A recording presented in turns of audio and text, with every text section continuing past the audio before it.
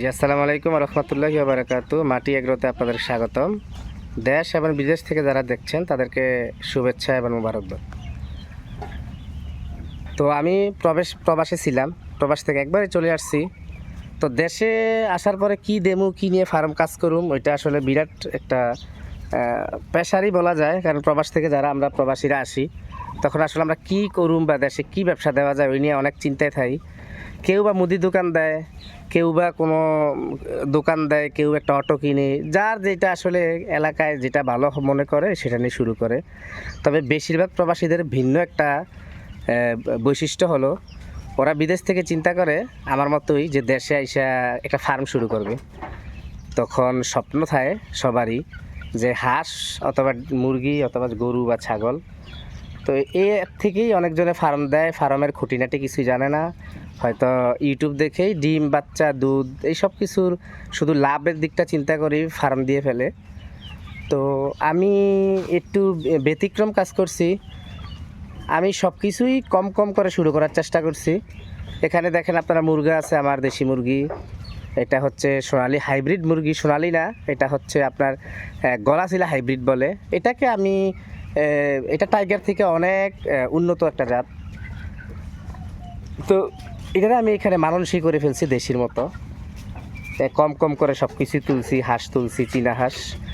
তো চীনা হাঁসটা নিয়ে কাজ করার একটা কারণ হচ্ছে, আপনারা ভিডিওতে দেখবেন যে 1,000 হাঁসে 600, 800, 900 ডিম বেচলি তো 18-20 টাকা, অনেক অনেক টাকা, অনেক কিছু দেখে আপনাকে হাঁসে নামাইব। নামানোর পরে 2 থেকে 3 মাস আপনি অনেক কষ্টে সাফার করবেন, বলতে পালতে পারবেন। তারপরে দেখবেন যে হাঁসের খাওয়ার টাকা আপনার কাছে নাই, ডিম পর্যাপ্ত দিচ্ছে না, সব কিছু মিলিয়ে ঝিলিয়ে একটা বড় অঙ্কের টাকা আপনি লস করবেন। তারপর হয়তো ফ্যামিলি থেকে সবাই বলবে যে এখন আবার বিদেশ পাড়ি জমানি মনে ভালো হয়। তো এই আসলে আমাদের প্রবাসীরা অনেক মানে আবেগ নিয়ে আসলে আমরা চলি। তো আবেগ থেকে কিছু করাই ঠিক না। আপনি দেশে আসবেন, আসার পরে অনেক চিন্তা ভাবনা করে, আমি বলি আপনি কোনো চিন্তা ভাবনা না করে চীনা হাঁস এবং দেশি মুরগি নিয়ে আপনি কাজ শুরু করে দেন। চীনা হাঁস হচ্ছে অত্যন্ত, হাঁসের জগতে অত্যন্ত লাভজনক একটি ব্যবসা, যার খাদ্য খরচ খুবই কম। এরা ঘাস এবং লতা পাতা বেশি খায়। এদেরকে ধানের কুড়ো, চাল অথবা ভুট্টা ভাঙা এগুলো আপনি হালকা হালকা করে দিলেই চলে, সারাদিন ওরা ঘাস খায়। তো সব মিলিয়ে আমি বলবো, যারা প্রবাস থেকে আসবেন ফার্ম করার চিন্তা ভাবনা থেকে, আপনারা চীনা হাঁস এবং দেশি মুরগি শুরু করেন, ইনশাল্লাহ এটা লাভজনক ব্যবসা। আর এর খুঁটিনাটি বিষয়গুলো জানার জন্য আরও বিস্তারিত আমার চ্যানেলটাকে সাবস্ক্রাইব করবেন। আমি আপনাদেরকে রোগবালাই কোনটা করলে সুবিধা হবে এবং কিভাবে আপনারা এর থেকে আয় করতে পারবেন, এই খুঁটিনাটি বিষয়ে আপনাদেরকে সহযোগিতা করার চেষ্টা করব। কারণ মাটি এগ্রোর মূল উদ্দেশ্য হচ্ছে যে প্রবাসীদেরকে নিয়ে কাজ করা।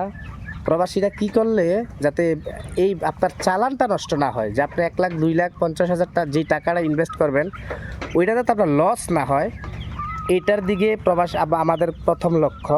আপনি শুরু করেন, শুরু করলে ইনশাল্লাহ আপনি ভালো কিছু করতে পারবেন। তবে আমাদের ভিডিওগুলো দেখলে আপনার এটা হবে কি, ওইটার কোন পরিস্থিতিতে কি পদক্ষেপ নিতে হবে, রোগবালাই, চিকিৎসা ব্যবস্থা, খাদ্য ব্যবস্থা, সব কিছু আমরা আপনাদেরকে বুঝিয়ে দেব। আমাদের সাথে থাকবেন। আসসালামু আলাইকুম ওয়া রাহমাতুল্লাহ।